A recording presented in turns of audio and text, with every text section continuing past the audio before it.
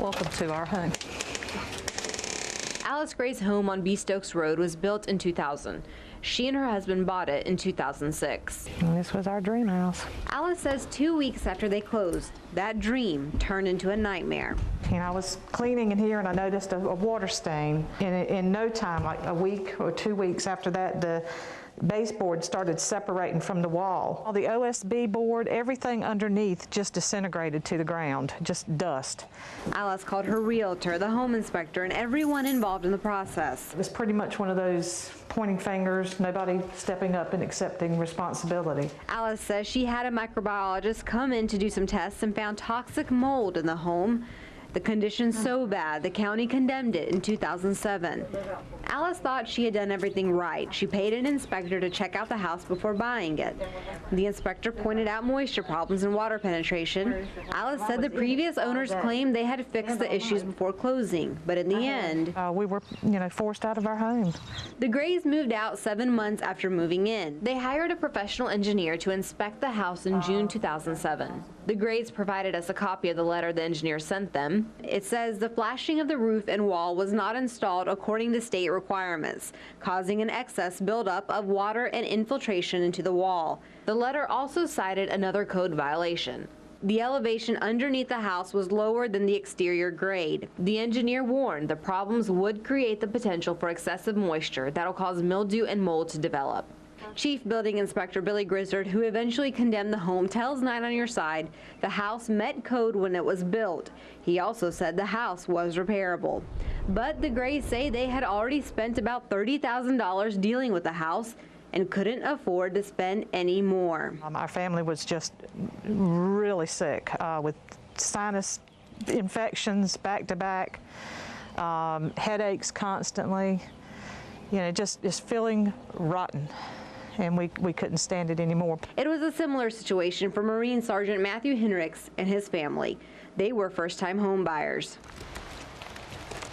The structures that are holding up the wood itself, I mean, you can see the fiberglass is completely black with mold and wet. All the rotten spots, you can pretty much push on it, and that's what's holding my house up. It's amazing it's still standing. Matthew, Summer, and Remington moved in August 2007. I loved it. It was what I always dreamed of, so I definitely wanted the house, and then they pretty much told us it was only cosmetic issues. So. Shortly after moving in, the Hendrickses began working on the house and started noticing problems. I did some more assessment of the house of exactly how bad the damage was, so I opened up various spots in the house to check the structural components and known they were really deteriorated and had been rotten for some time. So they discovered excessive water damage throughout the house, calling in a mold assessment team who tells 9 on Your Side toxic mold was detected in the home. The mold is usually associated with long-term water damage and is not normally found indoors. Like the Grays, Matt and Summer hired an inspector before they closed and expected those professionals to tell them whether moving in was a good idea or not. Now they moved out of the house. They're on the brink of foreclosure. Wherever they turn for help, they get turned down. Most of it is it's not in our jurisdiction, or we're unable to help you at this time. A lot of it is you should have read the fine print. You should have knew who your home inspector was. It's pretty much, when you bought the house and everything that comes with the house, so there's really no recourse that you can do about it. Now the Hendricks family is trying to move on and says they'll never look at buying a house the same way again. So who's to blame for the Grays and Hendricks' household problems, and how could they have been prevented? Well, it's not as simple as it may seem. Inspectors are rarely responsible for things they miss or simply don't notice. And if you think someone is keeping an eye on inspectors' work, think again. Tonight at 11, some tough questions for the people responsible for licensing home inspectors. There's no way of telling whether an inspector is doing a good job if they're abiding by the rules. That's a fair statement. By the way, the Grays no longer own the B. Stokes Road house. Countrywide does, and Clark Branch Realtor says the house is being sold as is, and Countrywide has not repaired it. A broker at the agency says real estate agents will be made aware of the mold issues and the condition the home is in before they show the home, but the customers may not know about those conditions before going out to the house because that information is not on the house listing on the agency's website. Parul Joshi, Eyewitness News 9, on your side. It was in pretty rough condition. Sean Wicker was hired to re-inspect the Henricks' home a year after they moved in. There's no doubt that the problems were pre-existing prior to the sale. The short time that they have owned the property, it was just simply not enough time for that damage to have occurred. It was there and it was covered up. Structural issues, rotting wood, and extensive water damage, just a few of the problems found. But Wicker says even though it is obvious now those problems were there before the sale, he cannot say whether the Henricks' first home inspector did anything wrong. In certain cases, the homeowners rely way too much on the inspector. The fact is, homeowners need to better educate themselves prior to making a purchase. We contacted the Henricks' original inspector. He says, citing licensing rules, he can't speak about this or any other specific inspection, but says in general, quote, "I make perfectly clear to all of my clients that what I do is a visual inspection only. This means what I can see, I will inspect and report. This and other information is made clear in the written agreement. I never make the recommendation to any client whether I think they should or should not purchase the property." Meanwhile, the Henricks family is renting a second home in Onslow County and facing foreclosure on the house they own but cannot live in.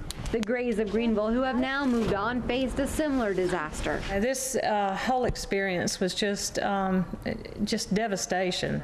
Losing tens of thousands of dollars, learning a costly lesson. We've learned to, be more thorough on checking out anybody that you're purchasing a home from or doing any type of business. Attorney Jim Wall works for Legal Aid of North Carolina in Wilmington. His team is representing the Henrickses and many others in similar situations.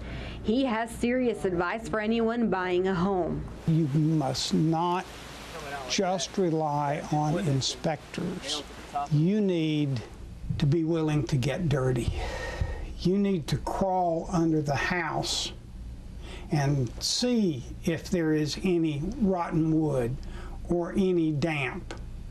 And if there are any places under the house you can't get to, that is a warning sign to be very, very wary. In addition to hiring a home inspector, Wall says hire experts to examine specific areas of the house. Hire a plumber to inspect the plumbing. Hire an electrician to inspect the electrical system, and a heating and air expert to inspect the heating and air unit. These are all expensive, but for most people, this is the biggest investment you'll make in your whole life. Our home inspectors are great people. They're educated, they're trained, they have experience, but they're generalists. Don Warner is executive director of the State Home Inspector Licensure Board and says before you hire a home inspector, do some research. Buyers need to read the standards of practice and rules home inspectors are expected to follow. It's what the house is on the day we inspect it. And as we walk away and hand you the report and drive down the street, something could happen. A home inspection was never intended to guarantee anything. No guarantees at all. You heard him right, no guarantees at all. Once the board licenses a home inspector, the inspector is free to inspect homes with no oversight. There's no way of telling whether an inspector's doing a good job if they're abiding by the rules.